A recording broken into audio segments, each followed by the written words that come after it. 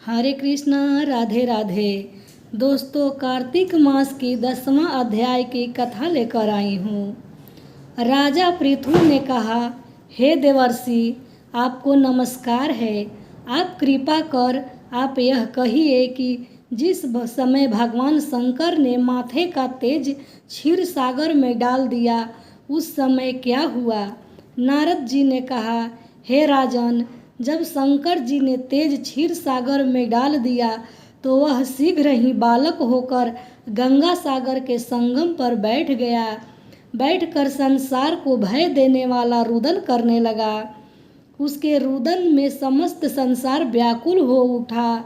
लोकपालों के मन में भी व्याकुलता हुई। अधिक कहने से क्या है, चराचर चलयमान हो गए। शंकर सुवन के रुदन से ब्रह्मांड व्याकुल हो गए। समस्त देवता और ऋषि मुनि व्याकुल होकर लोक पितामह ब्रह्मा जी की शरण में गए और सबने मिलकर ब्रह्मा जी को प्रणाम किया और स्तुति की। फिर कहा, हे पितामह, यह बड़ा भयंकर समय आया है, इसका नाश कीजिए। देवताओं की यह बात सुनकर ब्रह्मा जी सत्यलोक से उस बालक को देखने के लिए समुद्र तट पर आए। समुद्र से ब्रह्मा जी को आते हुए देख उन्हें प्रणाम किया और बालक को उठाकर उनकी गोद में दे दिया।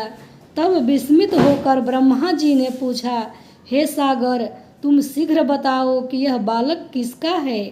तब समुद्र ने कहा कि हे प्रभु, यह तो मैं नहीं जानता हूँ, किंतु मुझे इतना अवश्य ज्ञात है कि यह गंगा सागर के संगम पर प्रकट हुआ है।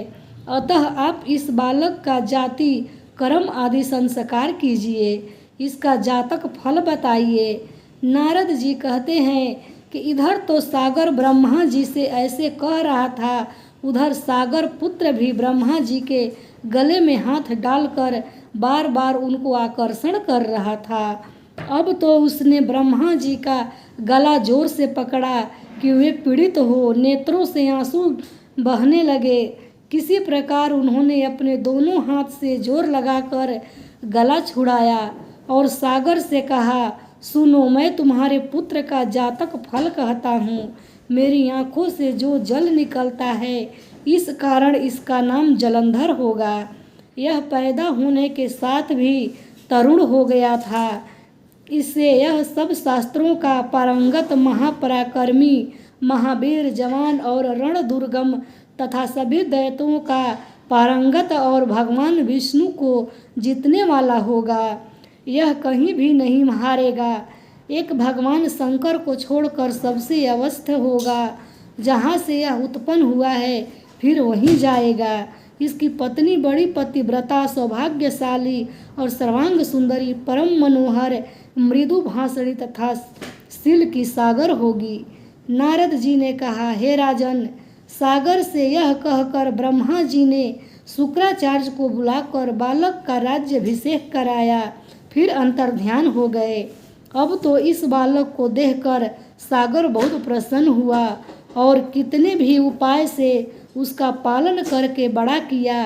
फिर कालनेम नामक असुर को बुला उसकी वृंदा नाम की पुत्री से उसका विवाह करा दिया। अब शुक्राचार्य के प्रभाव से वह दैत्यों पर राज्य करने लगा। धन्यवाद दोस्तों, आगे की कथा कल सुनेंगे।